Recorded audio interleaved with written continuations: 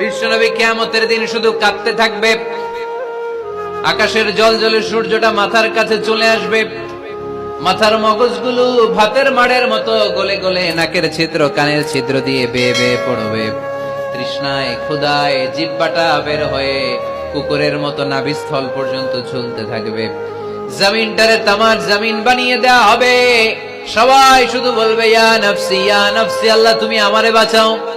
ওলিরা বলবে ইয়া নফসি, শহীদরা বলবে ইয়া নফসি, নবীরা বলবে ইয়া নফসি, উম্মত বলবে ইয়া নফসি। সবাই বলবে আল্লাহ তুমি আমারে বাঁচাও, আল্লাহ তুমি আমারে বাঁচাও, আল্লাহ তুমি আমারে বাঁচাও।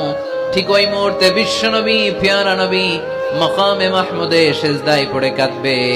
তিনি ইয়া নফসি না বলে চিৎকার করে কেঁদে কেঁদে বলবে উম্মতি উম্মতি রবলি হাবলি উম্মতি, ও রব আমার উম্মতকে তুমি বাঁচাও।